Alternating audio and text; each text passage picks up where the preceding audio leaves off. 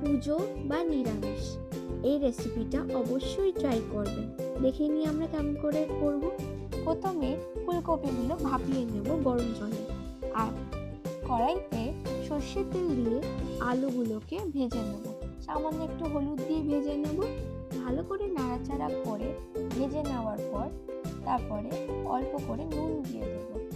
আবার নাড়াচাড়া করে নিয়ে আমরা তারপরে সেই তেলে আমরা ফুলকপি ভাপানো সেই ফুলকপিগুলো দিয়ে দেব।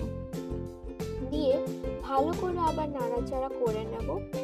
তারপরে ভাজা হয়ে যাওয়ার পর এখানে আমি 5 থেকে 10 মিনিট লো ফ্লেমে ভেজে নিয়েছি। তারপরে সামান্য পরিমাণে নুন দিয়ে দেব। লাল লাল করে ভেজে নেওয়ার পর নুন দিয়ে তারপর আবার একটু নাড়াচাড়া করে তুলে নেব। সেই তেলেই গোটা জিরে আর তেজপাতা দিয়ে দেবো। পেস্ট করে রাখা টমেটো, লঙ্কা আর আদা দিয়ে দেবো, যাতে কাঁচা গন্ধটা যতক্ষণ না যাচ্ছে ততক্ষণ কষিয়ে নেব।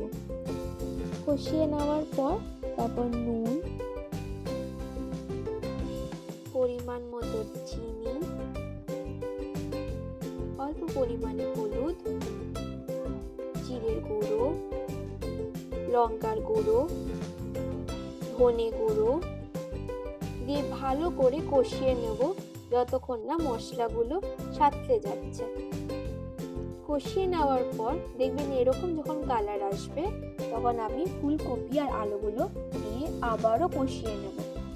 10 থেকে 15 মিনিট লো ফ্লেমে কম ঢাকা দিয়ে করলে এরকম তেল ছেড়ে আসবে। তারপরে আমরা পরিমাণ মতো জল দিয়ে দেব। আপনারা কিন্তু রুটি, পরোটা, ভাতের সঙ্গে অবশ্যই ট্রাই করে জানাবেন। দিয়ে আবারও 15 থেকে 20 মিনিট ঢাকা দিয়ে কষিয়ে নেওয়ার পর যখন এরকম কালার হয়ে আসবে তখন সামান্য গরম মশলা আর ঘি দিয়ে দেব। হ্যাঁ, অবশ্যই ট্রাই করে দেখে নেবেন যে ফুলকপিগুলো সেদ্ধ হয়েছে কিনা। আমাদের রেডি ফুলকপি আলুর তরকারি। ভালো লাগলে অবশ্যই ট্রাই করবেন আর লাইক, শেয়ার, সাবস্ক্রাইব করতে ভুলবেন না।